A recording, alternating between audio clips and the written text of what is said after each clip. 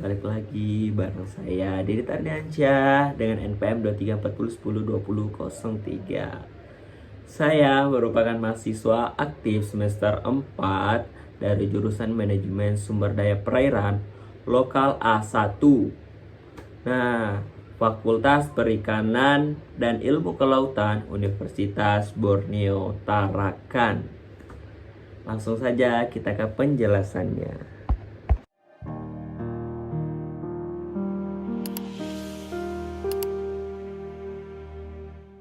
Teman-teman, pernah nggak sih kalian membayangkan ada dunia lain di bawah sana?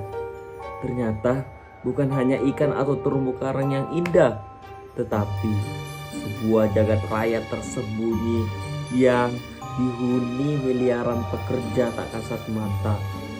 Dan selamat datang di dunia mikrobiologi perairan.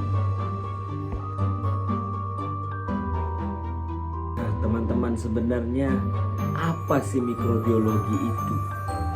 Sederhananya, ini adalah ilmu yang mempelajari tentang mikroorganisme alias mikroba. Nah, mereka ini adalah makhluk hidup yang super kecil yang cuma bisa dilihat dengan mata mikroskop. Ya, bisa kita menggunakan mata telanjang.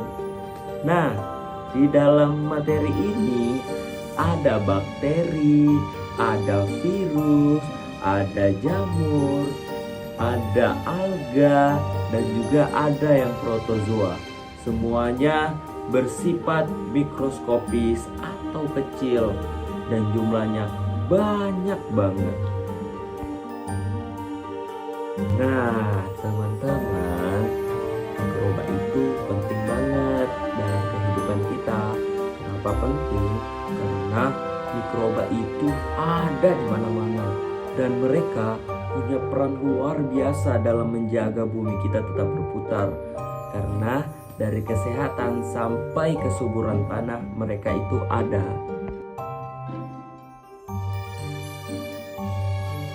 Nah, teman-teman, mikrobiologi perairan itu fokus khusus pada mikroba yang hidup di lingkungan air, baik di air tawar, danau, sungai, rawa, sampai di lautan yang luas dan dalam.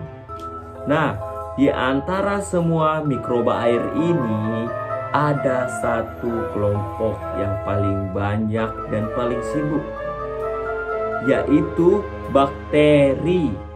Mereka adalah primadona di dunia perairan mikrobal. Nah, mari kita intip lebih dekat siapa mereka dan apa saja mereka lakukan.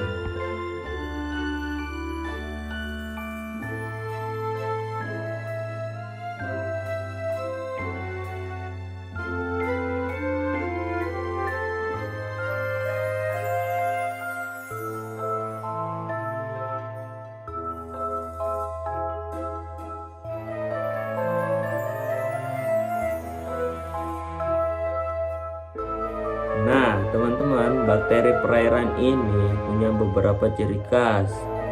Salah satunya adalah mereka prokaryotik. Artinya apa? Artinya selnya simple, tidak punya inti sejati seperti sel kita, dan juga ukurannya kecil sekali. Hitungannya hanya mikrometer. Mereka juga punya beragam bentuk. Ada yang bulat, ada yang spiral, dan yang paling keren, mereka punya metabolisme yang super fleksibel. Ada yang fotosintetik kayak tumbuhan, ada yang makan senyawa organik, bahkan ada yang bisa hidup dari bahan kimia anorganik. Hebat kan? Menemukan bakteri. Nah, teman-teman, jangan salah, meskipun kecil, keanekaragaman bakteri di air itu sangat luar biasa loh. Jutaan spesies berbeda ditemukan di suatu tetesan air saja.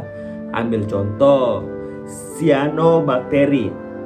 Mereka itu seperti pabrik oksigen di perairan, melakukan fotosintesis menjadi dasar rantai makanan. Tanpa mereka, banyak makhluk air tidak punya sarapan.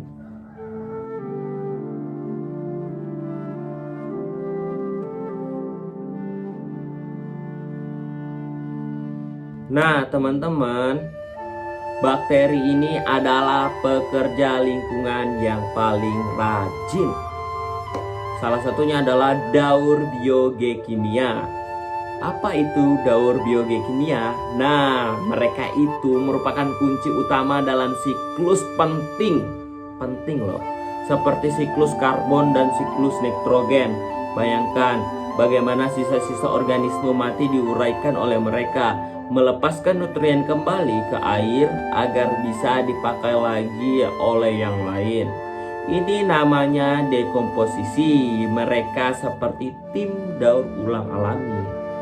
Nah, teman-teman, selanjutnya adalah indikator kualitas air. Beberapa bakteri juga bisa menjadi alarm bagi kita. Kenapa demikian? Kalau mereka ditemukan banyak bakteri koliform di air, itu artinya sinyal ada kontaminasi tinja dan airnya bisa berbahaya. Jadi mereka juga menjadi pengawas lingkungan yang sangat penting. Nah, teman-teman, tentu ibaratkan sebuah koin, bakteri juga memiliki dua sisi, yaitu sisi manfaat dan resiko. Ternyata manfaatnya juga luar biasa banget nih. Bakteri adalah dasar produktivitas ekosistem, membantu membersihkan polutan melalui bioremediasi. Bahkan ada yang bisa jadi sumber antibiotik baru.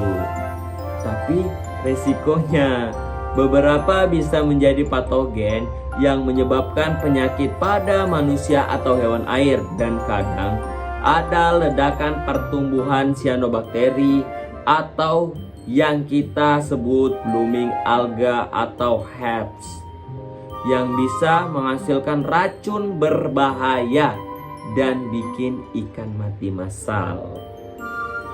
Lalu bagaimana kita bisa tahu semua ini tentang mereka yang super kecil? Nah, teman-teman, kita pakai alat canggih. Selain daripada mikroskop, sekarang itu ada teknik molekuler seperti sequencing gen 16S RNA atau metagomik.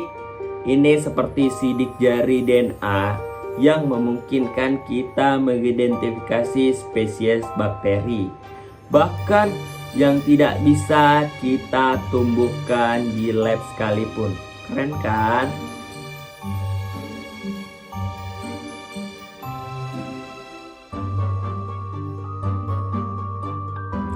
Nah, jadi teman-teman, lain kali kalau kalian melihat air, ingatlah bahwa di dalamnya itu ada dunia tak kasat mata yang penuh dengan kehidupan dan aktivitas yang sangat luar biasa.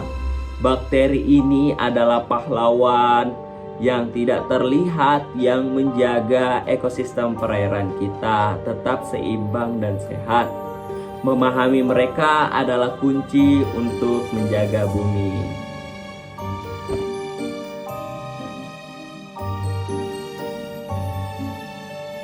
Nah, teman-teman, itulah tadi presentasi dari saya. Teman-teman jangan lupa like and comment and subscribe. Terima kasih atas perhatiannya.